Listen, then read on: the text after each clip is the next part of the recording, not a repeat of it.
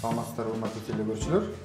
Биз бүгүн туризм жана мейманкана жогорку мектебинин лабораториясында тамак кылып атабыз. Кыла турган тамагыбыз бүгүнкү орус тамак голубцы, анан түрк ашканасынан долма даярдайбыз. Бул капустаны биз биринчи салып коелу, бул кеч пиша тургандыктан кайнаган сууга капустаны салып коебуз. Биринчиден капустанын ортосундагыны акырын оюп алып алабыз. Ортосунан алгандан кийин, сууга салгандан кийин, бул жалбырактарын оңой алынгандай кылыш керек да. Капустанын ортосунун өзөгүн алгандан кийин, буну кайнак сууга салып коебуз.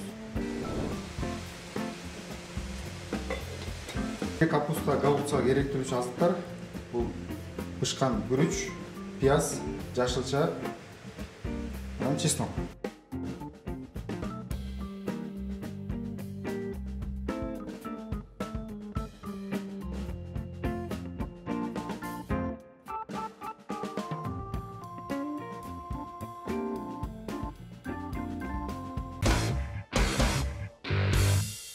Уй фаршын алабыз. Буга бышкан күрүч кошобуз. Биз бышырып койгонбуз күрүчүбүздү.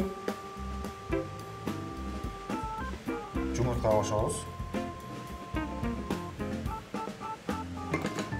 Пиязды теркадан өткөзүп майдалап алабыз.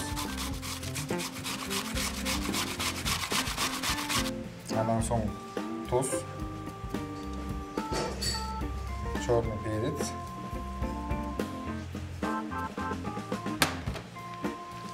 bunu araştıralım уже.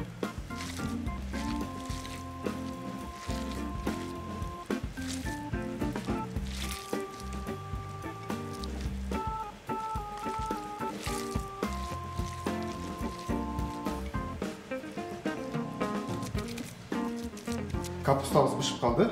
Endi bunu koroylu.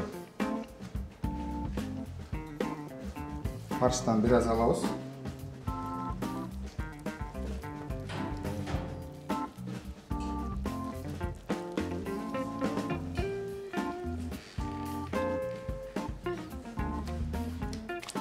Ол жерлери каттуураак, калыңыраак болот. Мындай жукартып кесип койсок болот.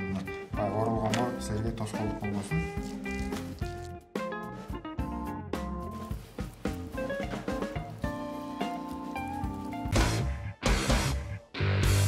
Сковородкасы ысыгандан кийин май коюп, томатный пастаны кууруп алып, андан кийин суу кошуп, голубцанын үстүнө куюп коебуз.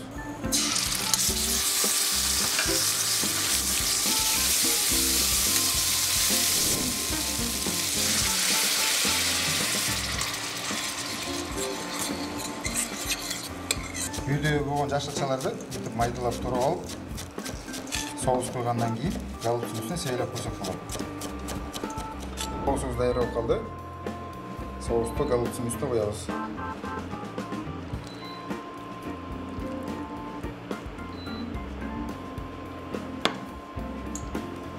Жашылчадан себелеп, даяр голубцаны 180 градуска 45 мүнөткө салабыз.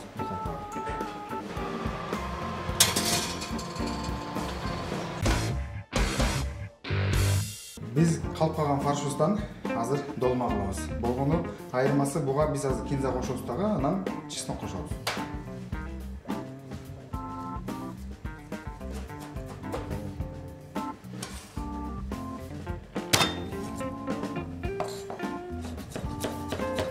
Чеснокты майдалап алып, фаршка кошобуз буну. Буну кошуп араштыра алабыз. Жүзүм жалбырагы. Бул жүзүм жалбырагына о фаршты азыр кичинекей дөңгүлөп салабыз.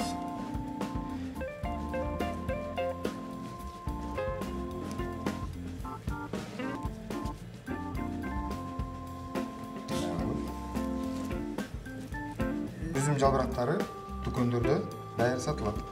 Болбосо өзүнүн бир убагы бар, ошол убакытта жүзүмдү үзүп, маринаттап, үй шартында маринаттап койсок болот. Долмабызды ороп бүттүк. Бул долманы ар ким ар кандай болсо болот. Мисалы үчүн буга бышырсак деле болот.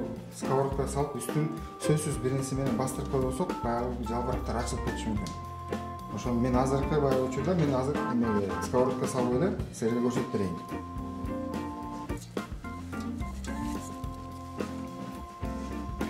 Сковородка тизгенден кийин буга биз суу кошобуз дагы. Суу коюп, үстүн сөзсүз тарелка менен бастырып жаап коюшубуз керек.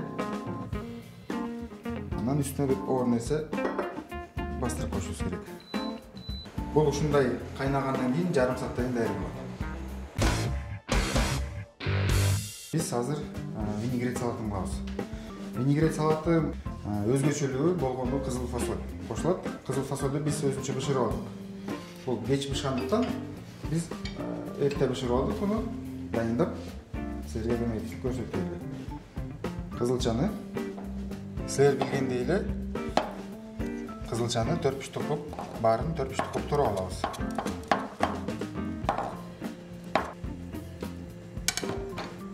Турап бүткөндөн кийин картошканы кошобуз.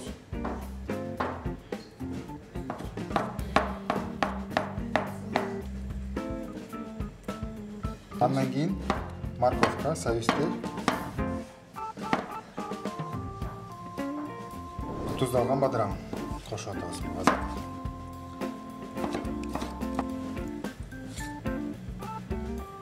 Винегрет салатыбызды тууруп алдык. Мунун өзгөчөлүгү жана мен айткандай фасоль. Фасолду да кошуп атабыз. Сууга бышырган фасольга кошкондон кийин мындай суу май кошобуз дагы, буну заправкалап. Туз, кара мурч, салатыбызды араштырабыз.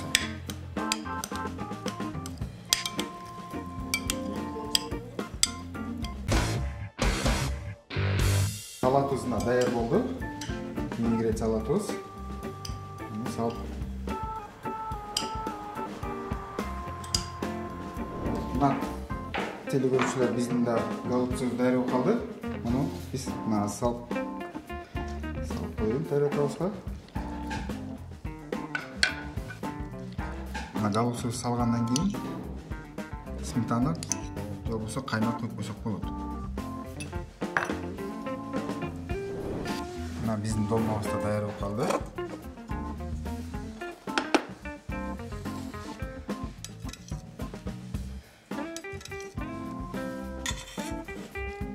Соң бышып туруп, ачылбай.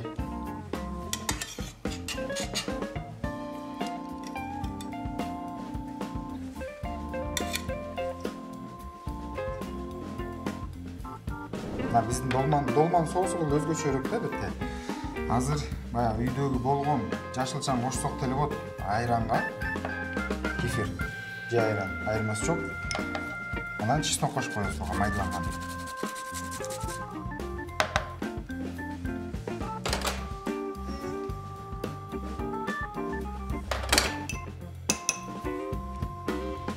Мына чеснок кошуп, жашылчадан кошуп араштырып алсак болот. Бетке туздап алсак болот.